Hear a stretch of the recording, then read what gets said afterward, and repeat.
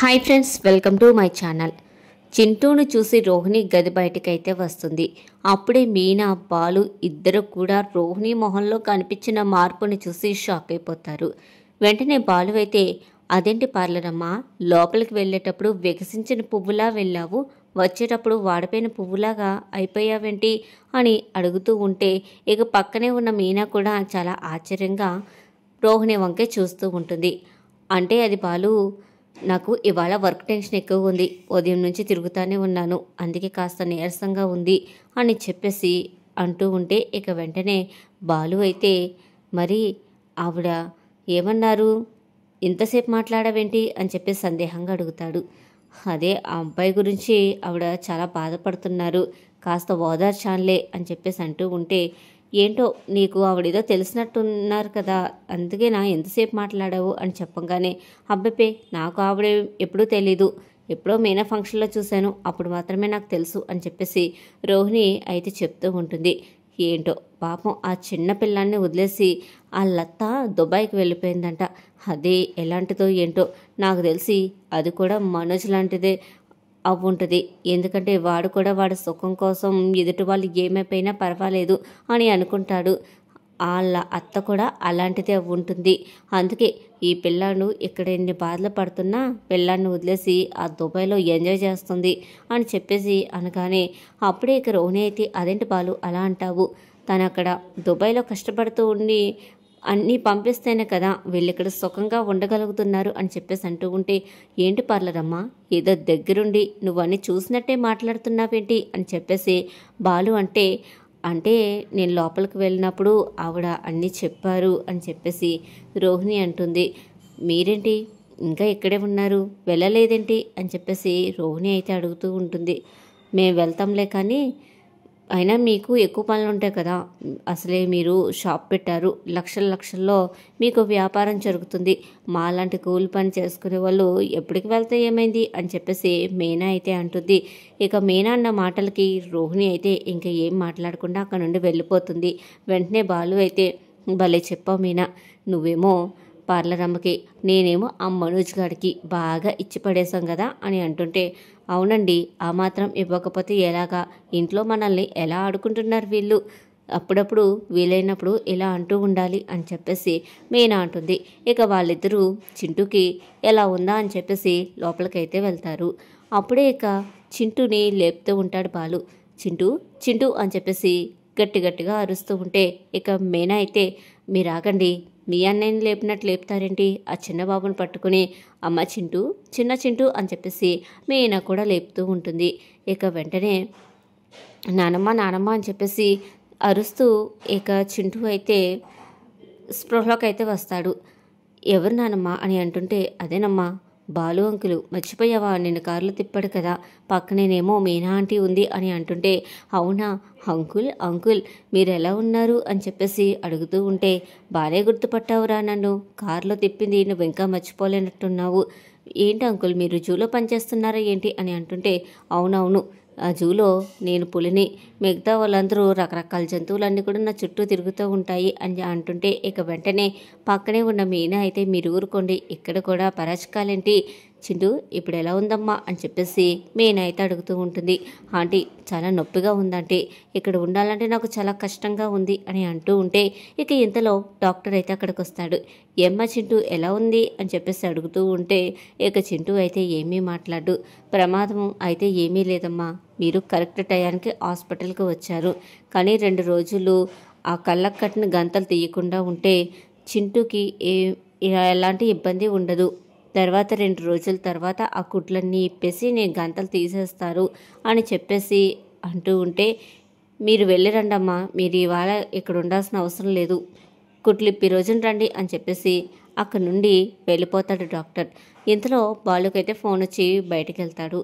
అప్పుడే ఇక మీనా కూడా చింటూ దగ్గర ఉంటుంది. అమ్మ నువ్వు చింటూ దగ్గరే ఉండు, నేను ఇప్పుడే మా ఊరి ఆర్ఎంపీ డాక్టర్కి ఫోన్ చేసి వస్తాను అని చెప్పేసి సుగుణమ్మ కూడా అక్కడ నుండి బయటికి వెళ్తుంది. వెంటనే రోహిణికి ఫోన్ చేస్తుంది. రోహిణికి అయితే ఫోన్ చెయ్యంగానే డాక్టర్ ఇలా చెప్పారు అని చెప్పేసి అంటూ ఉంటే, ఇప్పుడు ఇంటికి వెళ్ళాలంటే చాలా కష్టమవుతుంది కదమ్మా, మళ్ళీ మీరు ఇప్పుడు వెళ్ళినా మీరు తర్వాత రావాలి, అందుకే ఈ 2 రోజులు మీరు హాస్పిటల్లోనే ఉండిపోండి, ఒక్కసారి కుట్లు ఇప్పిన తర్వాత వెళ్ళండి, డబ్బులన్నీ కూడా నేను పే చేస్తాను అని చెప్పేసి రోహిణి అయితే అంటుంది. ఇక సుగుణమ్మ అలాగే లోపలికైతే వస్తుంది. అప్పుడే బాలు కూడా వస్తాడు.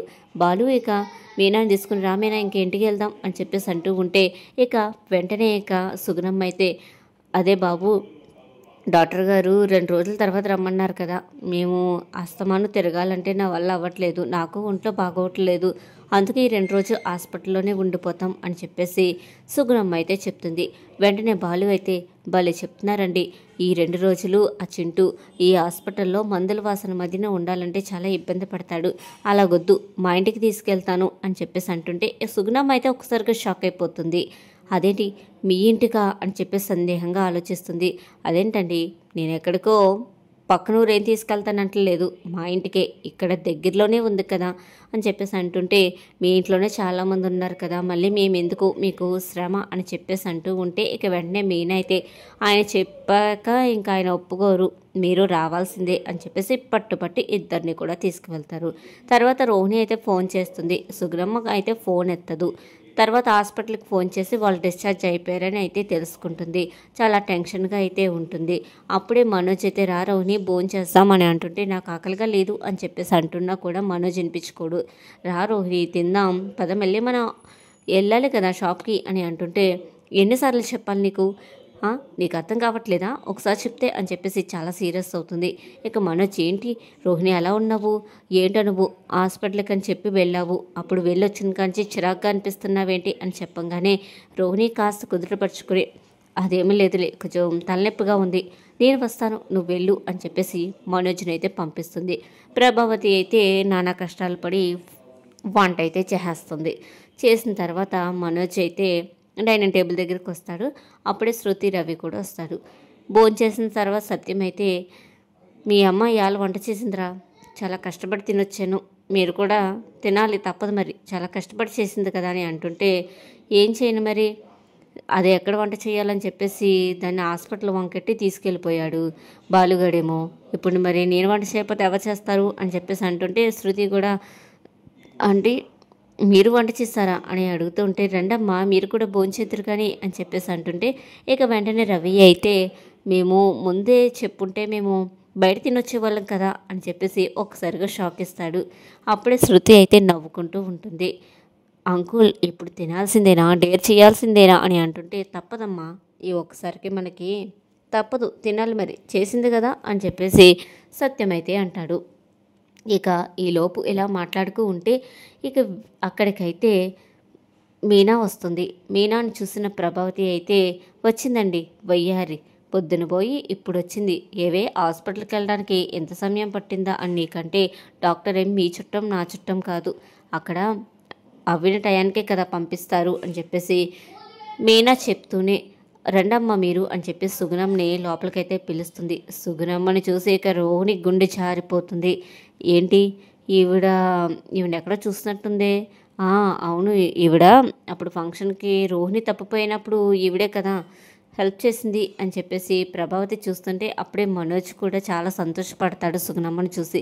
అమ్మ బాగున్నారా మీరు రోహిణి వెళ్ళిపోయినప్పుడు మీ వల్లే నాకు రోహిణి దొరికింది, ఆ రోజు మీరు నన్ను ఎంత బాగా చూశారు, ఎంత బాగా ఆదరించారు, ఎంతో నాకు ధైర్యం చెప్పారు, అవన్నీ కూడా నేను మర్చిపోలేను అని చెప్పేసి అంటుంటే ప్రభావతి అయితే అవును ఈవిడ పక్కన ఒక స్పూన్ లాగా ఇంకొక పిల్లోడు వస్తాడు కదా అని అంటుంటే ఇక బాలు అయితే ఆ పిల్లోని తీసుకొస్తాడు.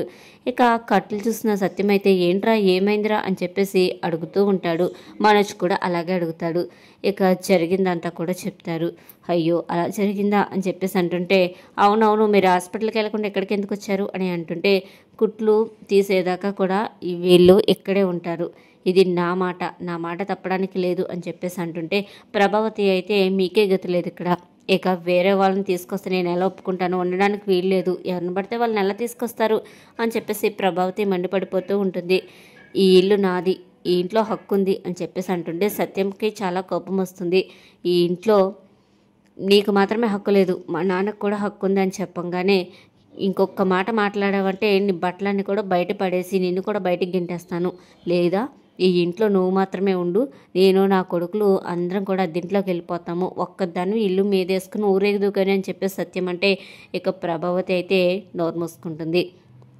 ఇక మరి మీకు పడుకోవడానికి గదులు లేదు, మేళ్ళని ఎక్కడ పడుకేస్తారని చెప్పేసి ప్రభావతి అంటుంటే ఇక వెంటనే రోహిణి అయితే నా రూమ్ ఇస్తాను, నా రూమ్లో పడుకోండి అని చెప్పేసి అనగానే ఇక అందరూ కూడా షాక్ అయిపోతారు. ఇక బాలుకైతే డౌట్ వస్తుంది, ఏంటి పార్లర్ అమ్మ ఎప్పటి నుంచి మారిపోయిందేంటి అని అనుకుంటారు. ఇక అప్పుడే శృతి రవి కూడా ఏంటి మీ వదిల్లో ఈ యాంగిల్ కూడా ఉందా అని చెప్పేసి అనుకుంటూ ఉంటారు. ఇక చింటూని నేను పడుకోబెడతానులే అని చెప్పేసి మీనా తీసుకుంటూ ఉండగా రోహిణి అయితే నీకు ఒంట్లో బాగాలేదు కదా, నేను తీసుకెళ్తానులే అని చెప్పేసి చింటూని కాస్త తన గదిలో తీసుకెళ్ళి పడుకోబెడుతుంది. అప్పుడే ప్రభావతి అయితే రోహిణి దగ్గరికి అయితే వస్తుంది. రోహిణి దగ్గరికి వచ్చి వీళ్ళని చూస్తేనే నాకు చిరాగ్గా అనిపిస్తుంది, ఎవరో కన్నా బిడ్డను తీసుకొచ్చి ఇక్కడ పడేశారు, ఈ దరిద్రం ఇక్కడ ఉంటే నాకు అసలు చూడ్డానికి కూడా ఇష్టం లేదు అని నా మాటలు అనేస్తూ ఉంటుంది. ఇక రోహిణికి అయితే చాలా కోపం వస్తుంది. అత్తయ్య అని చెప్పేసి చాలా సీరియస్గా అంటుంటే ప్రభావతి అయితే రోహిణి వంక చూస్తుంది. ఏంటమ్మా ఏంటి, నువ్వే ఏదో ఒక ఐడియా ఇవ్వాలి వీళ్ళని పంపించడానికి, అప్పుడు మీనా పోల్కొట్టు ఎలాగైతే మనం పాడు చేసామో అదేవిధంగా వీళ్ళని ఇక్కడి నుంచి పంపించే ఐడియా నువ్వే చెప్పాలి అని చెప్పేసి అడుగుతూ ఉంటుంది. ఇక రోహిణి అయితే చాలా బాధపడుతుంది. మీరు ఎలా మాట్లాడడం ఆవిడ వింటే చాలా బాధపడతారు కదా అత్తయ్య, మీరేం అనకండి అని అంటుంటే బాధపడితే బాధపడి వాళ్ళని చూస్తుంటేనే నాకు కంపరం వేస్తుంది, అయినా వీడు తల్లిదండ్రులు లేని అనాథ, ఎవడికి పుట్టాడో కూడా తెలీదు, అయినా తల్లి వీడిని కనేసి వదిలేసి పారిపోయిందంటే అదెంత గొప్పదో అని చెప్పేసి ప్రభావతి అయితే అక్కడ నుండి వెళ్ళిపోతుంది. ప్రభావతి అన్న మాటలకైతే రోహిణి అయితే చాలా బాధపడుతూ ఉంటుంది.